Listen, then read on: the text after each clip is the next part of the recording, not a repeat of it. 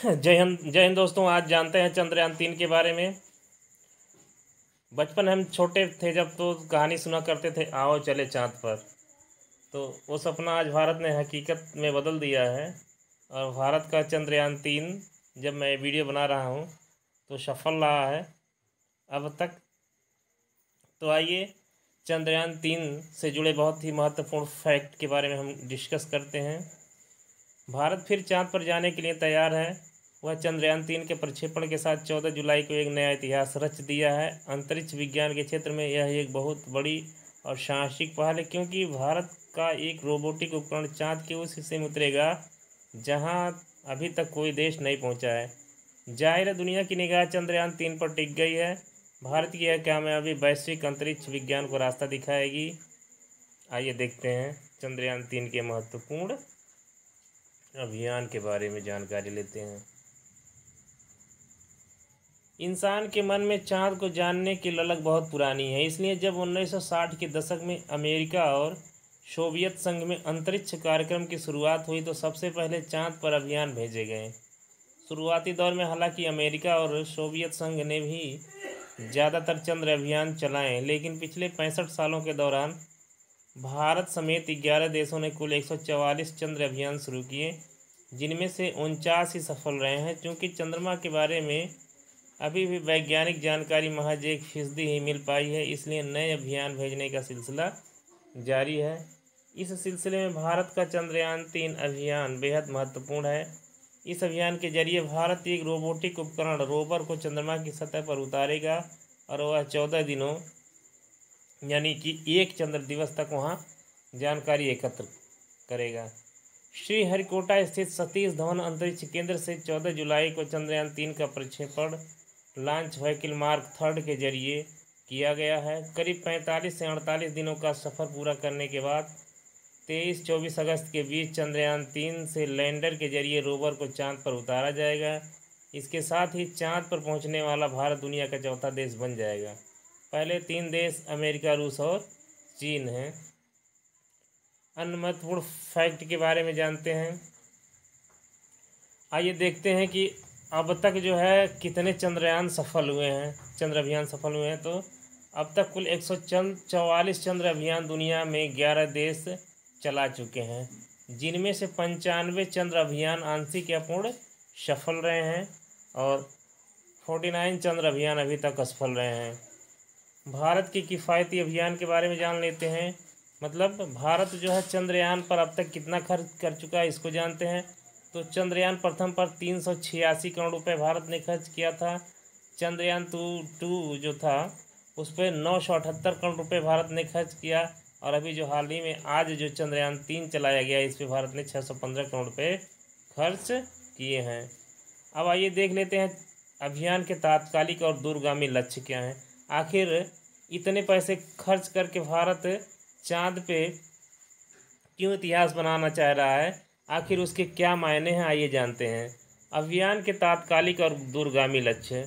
पहली बार चंद्रयान 1 का प्रक्षेपण किया गया था, तब भी यह सवाल उठता था कि यह अभियान क्यों जरूरी है। एक वर्ग ने इसे गैर जरूरी बताया था, पर ऐसा नहीं है। इसके तात्कालिक और दूरगामी परिणाम हैं। चंद्रयान 1 के जरिए भारत ने चंद्र अभियान शुरू करने वाले देशों में अपना नाम दर्ज कराया।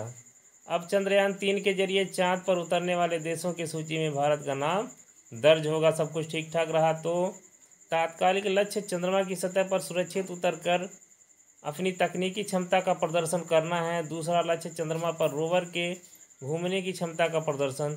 तीसरा चंद्रमा की सतह से जुड़े अनुसंधान करना। यह मिशन लगभग पूरी तरह से स्वदेशी है। यदि दूरगामी लक्ष्यों की बात करें तो इसके कई फायदे हो सकते हैं। चंद्रमा पर बड़ी मात्रा में हीलियम गैस की मौजूदगी हो सकती है। इसके अलावा कई और बेशकीमती खनिज हो सकते हैं। जब धरती पे ये खनिज खत्म हो जाएंगे तो चांद से उन्हें लाने की बातें अभी से की जाती हैं। हालांकि आज यह बात अटपटी लगती है, लेकिन वैज्ञानिकों का मानना है कि यह संभव नहीं है।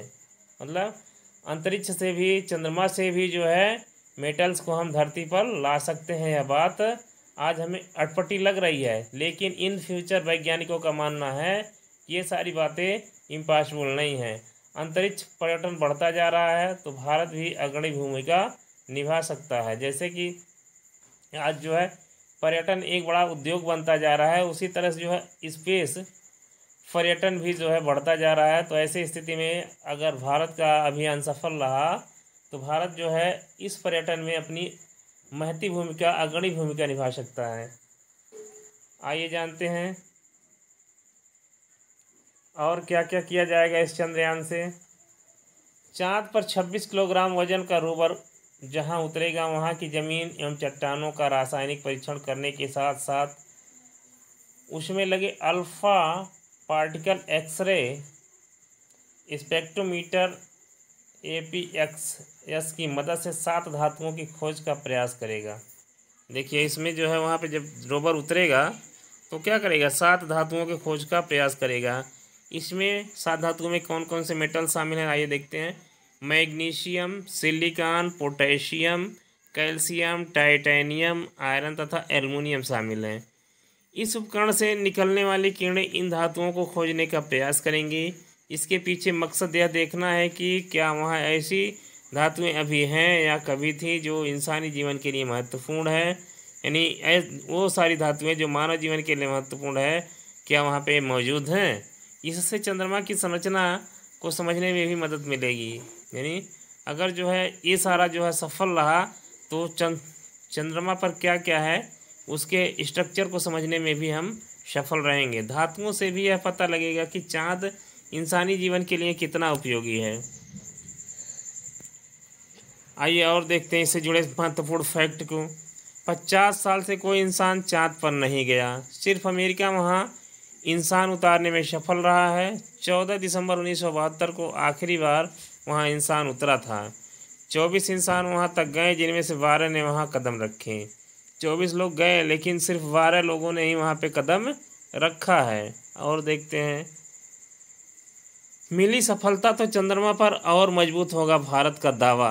अगर जो है चंद्रयान 3 सफल रहता है, सब कुछ ठीक ठाक रहता है, तो भारत का जो है चंद्रमा पर मजबूत दावा होगा। कहा जाता है कि जो देश अभी चंद्र अभियान चला रहे हैं वो चंद्रमा पर अपना दावा भी कर सकते हैं। इसलिए यदि ऐसा कोई दावा होता है तो भारत का पक्ष भी उसमें मजबूत होगा। जिस प्रकार अंटार्कटिक में भारत मजबूती के साथ अपनी उपस्थिति दर्ज कराए हुए है, इसके अलावा भारत ने अंतरिक्ष क्षेत्र में कई सुधार किए हैं और जब वह सफल होगा तो देश को मजबूती मिलेगी। उसे सार्वजनिक निजी भागीदारी के लिए खोला है, मीन्स PPP मॉडल जो होता है उसके लिए खोला गया। निजी क्षेत्र को उपग्रह लॉन्च करने, लॉन्चिंग सुविधाएं, स्वचालित लॉन्चिंग सुविधाएं स्थापित करने तक के अवसर दिए जा रहे हैं। इससे आने वाले वर्षों में भारत का अंतरिक्ष क्षेत्र का कारोबार 1 खरब अमेरिकी डॉलर तक पहुंच सकता है। इससे रोजगार के अवसर पैदा होंगे। और देखते हैं रोवर क्या क्या करेगा। 14 दिन काम करेगा रोवर। चाँद की सतह पर रोवर 14 दिन तक काम करेगा।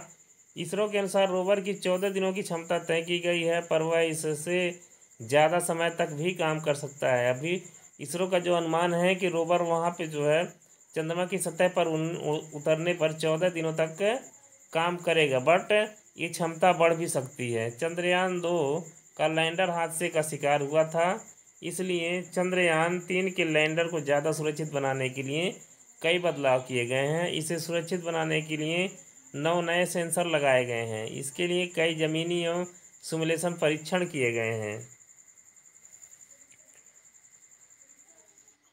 और चंद्रयान से जुड़े और भी महत्वपूर्ण फैक्ट को देखते हैं। 7 उपकरण चाँद तक पहुंचाए जाएंगे। चंद्रयान 3 में कुल 7 वैज्ञानिक पेलोड हैं। इनमें 4 लैंडर में, 2 रोवर में तथा 1 प्रपल्सन मॉड्यूल में लगाए गए हैं। लैंडर का वजन 1752 किलोग्राम है तथा इसमें 4 वैज्ञानिकों ने पेलोड शामिल किए हैं। इसमें एक पेलोड चंद्रमा के ध्रुवीय क्षेत्र में चंद्र सतह के तापीय गुणों को मापेगा, जबकि एक अन्य उपकरण की मदद से चंद्रमा पर भूकंपीय गतिविधियों का आकलन करेगा। तीसरे उपकरण लैम्यूर प्रोब के जरिए, मीन्स LP के जरिए चंद्रमा पर प्लाज्मा घनत्व तथा इसकी विविधता का आकलन किया जाएगा। चौथा उपकरण चंद्र सतह पर परिवेश का पता लगाएगा। रोवर में भी 2 उपकरण या पेलोड लगे हैं जो चाँद पर मौजूद सतह की विस्तृत पड़ताल करेंगे। चंद्रयान ने जगाई दुनिया की दिलचस्पी। रोचक बात यह है कि 1958 से 1976 के बीच सबसे ज़्यादा अभियान जो है चंद्रमा पर किए गए, जिनमें 6 सफल मानव मिशन भी थे। लेकिन तब दोनों बड़े देशों ने यह नतीजा निकाला कि चांद पर चट्टानों के अलावा कुछ नहीं है। इसके बाद दोनों देशों ने इन खर्चीले अभियानों को बंद कर दिया। चांद पर तकरीबन 37 साल बाद 2003 में चीन ने सॉफ्ट लैंडिंग की। दरअसल 2008 के चंद्रयान की सफलता के बाद भारत ने चंद्रयान 2 के जरिए चंद्रमा पर सॉफ्ट लैंडिंग की योजना बनाई थी, पर चीन बाजी मार ले गया। फिर भी माना गया कि भारत के चंद्रयान मिशन और उसके नतीजों ने दुनिया की दिलचस्पी चांद में फिर से जगा दी है। अब अमेरिका और रूस फिर से मानव मिशन भेजने की तैयारी में जुटे हैं। क्या खास है इस अभियान के, इसके बारे में जानते हैं। बहुत खास है यह अभियान। भारत का चंद्र अभियान कई मायने में महत्वपूर्ण है। चंद्रयान 3 के जरिए रोवर को चांद पर ऐसे स्थान पर उतारा जा रहा है जहां अब तक किसी भी देश का कोई अभियान नहीं पहुंचा है। भारतीय रोवर चंद्रमा के दक्षिणी ध्रुव में उतरेगा।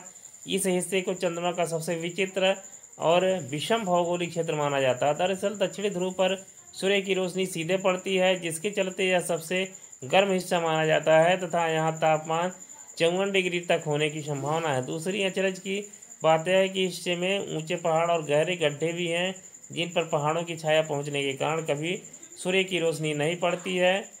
वहाँ तापमान -200 डिग्री तक होने की संभावना है। चंद्रमा पर अब तक जितने भी अभियान गए हैं चंद्रमा के मध्य एवं ऊपरी हिस्सों में गए हैं। दरअसल चंद्रमा को दूरी के हिसाब से 2 हिस्सों में बांटा जा सकता है।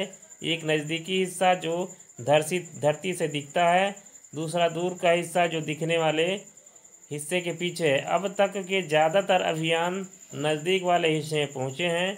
सिर्फ चीन ने 2020 में चेंग 5 के जरिए चंद्रमा के पीछे के हिस्से में सॉफ्ट लैंडिंग की है।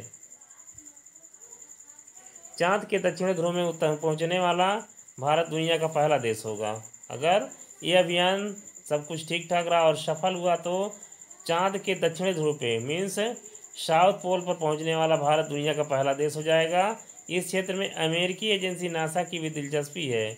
उसकी नज़र चंद्रयान 3 पर टिकी है। चंद्रयान 3 मिशन अमेरिका के आर्टेमिस 3 के मार्गदर्शन का कार्य करेगा। नासा को आगे की रणनीति तय करने में सुविधा होगी और चांद के इस कोने के बारे में जानकारी जुटाने की राह आसान होगी। दरअसल वैज्ञानिकों का मानना है कि वहां मौजूद गड्ढों की जांच से चंद्रमा पर कभी पानी या बर्फ की मौजूदगी के ठोस प्रमाण मिल सकते हैं। चंद्रयान प्रथम पूरी तरह सफल। भारत ने 2008 में चंद्रयान प्रथम लॉन्च किया था। उस दौरान चांद पर सॉफ्ट लैंडिंग की योजना तो नहीं थी, पर चंद्रयान फर्स्ट से एक उपकरण मून इम्पैक्ट प्रोब चांद के दक्षिणी हिस्से पर गिराया गया था, जिसने गिरते गिरते कई महत्वपूर्ण आंकड़े एकत्र किए थे। और इन्हीं आंकड़ों से शोध पत्र तैयार करते हुए नासा के वैज्ञानिकों ने इस बात की पुष्टि की थी कि चंद्रमा पर कभी पानी नहीं था नासा के वैज्ञानिकों ने इस बात की पुष्टि की थी कि चंद्रमा पर कभी पानी था। उसके बाद 6 दिसंबर 2019 को जब चंद्रयान 2 से लैंडर के जरिए रोवर को चांद की सतह पर उतारा जा रहा था तो वह हादसे का शिकार हो गया था। अब करीब 4 साल के बाद भारत इस अधूरे मिशन को पूरा करने के लिए चंद्रयान 3 को प्रक्षेपित करने जा रहा है। चांद की सतह पर उतरने के बाद 6 पहियों वाला रोवर सक्रिय होगा। सोलर पैनल और लिथियम बैटरी से मिलने वाली 50 वाट ऊर्जा से यह संचालित होगा। वह चंद्रमा की सतह पर घूम घूम कर भूमि और चट्टानों के आंकड़े एकत्र करेगा। रोवर से आंकड़े लैंडर को जाएंगे और लैंडर व propulsion modules Indian deep space network से जुड़े रहेंगे, जहां से इन्हें नियंत्रित भी किया जा सकेगा। IDSN कर्नाटक के वयालालू में स्थित है। वहीं से उपग्रहों को नियंत्रित किया जाता है और आंकड़े हासिल किए जाते हैं। यहाँ से देश ही नहीं दुनिया को भी खुशखबरी का इंतजार है। कुल मिलाकर ये जो चंद्रयान 3 है भारत के लिए ही नहीं पूरी दुनिया के लिए एक बहुत बड़ी उपलब्धि बनने वाला है।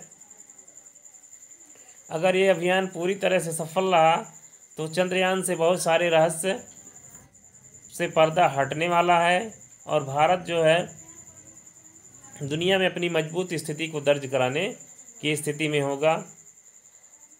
दोस्तों, चंद्रयान-3 से जुड़े हमने बहुत सारे महत्वपूर्ण फैक्ट के बारे में जाना, चंद्रयान-3 के बारे में। इससे रिलेटेड जो भी क्वेश्चन बन सकते हैं उसको हम एक अलग वीडियो में कवर करेंगे। तो अगर चंद्रयान-3 से बनने वाले यूपीएससी या स्टेट पीसीएस में जो सवाल बनेंगे उससे रिलेटेड वीडियो चाहिए तो आप कमेंट बॉक्स में ज़रूर कमेंट करेंगे। हम अपनी प्रतिक्रिया देंगे और हमें बताएंगे कि ये वीडियो कैसा रहा। Thanks for watching.